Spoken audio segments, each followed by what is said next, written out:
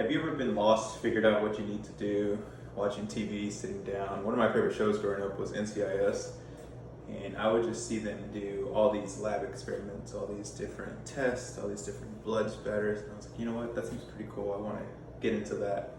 So I went to school to be a lab tech, and then I transferred over into forensic toxicology, which is what I do now. And I think it's a lot of people have a misunderstanding of exactly what we do in the forensic toxicology field. So I just want to go in depth on what that is. My name is Ramirez.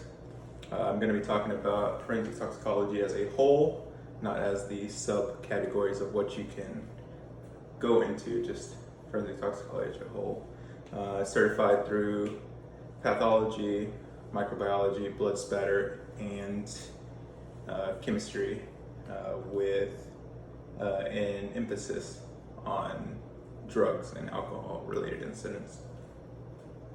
So what exactly is a forensic toxicologist?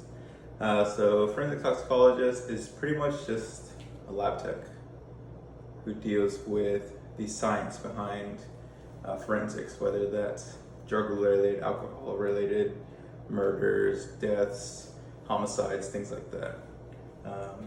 What all does that entail?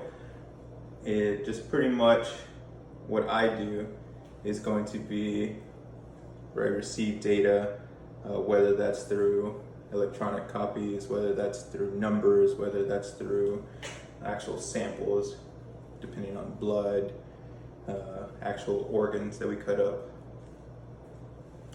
And I test them. I run samples from a database that we have, and I explore different possibilities on how that person can match data we have on file. Recently, we had a case where a member showed up to work under the influence. They just couldn't tell what it was. So our job as the toxicologist is to figure out what exactly what it was, how to prove it in court, and how to match that person's data to data we have on file. One of the ways we do that is through GCMS, which is gastrochromatography, mass spectrometry. I know it's a very long word, makes no sense. Pretty much what happens is we put a sample into a giant box.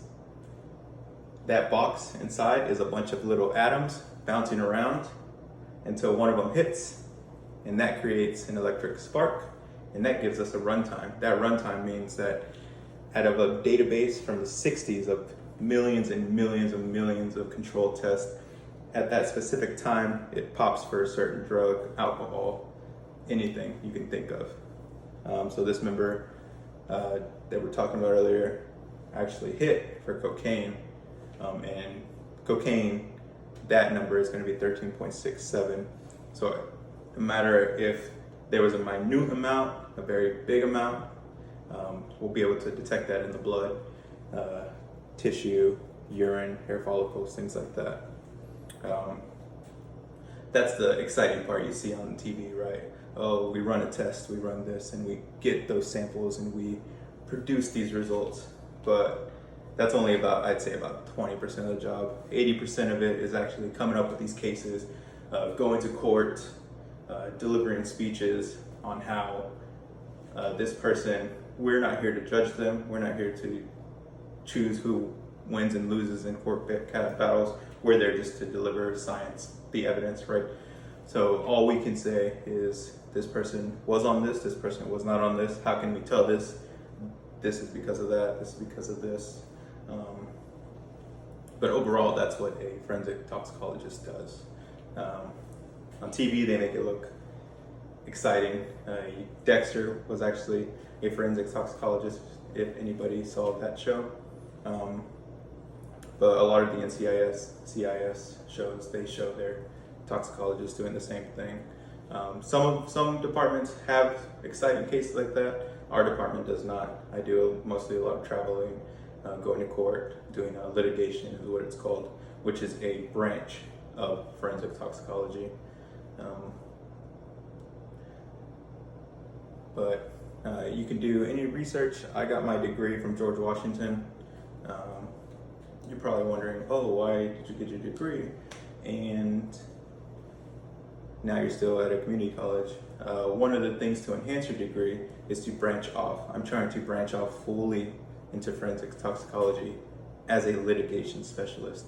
But you need a master's degree for that, and one of the best ways to do that is to just gain credits. And this is where this communication credit comes in handy, and it helps later on down the road when I'm going to court to not be so anxious to be able to give speeches outside of just facts at conferences and things like that. But if anybody seems interested in something like that, don't hesitate to reach out to me.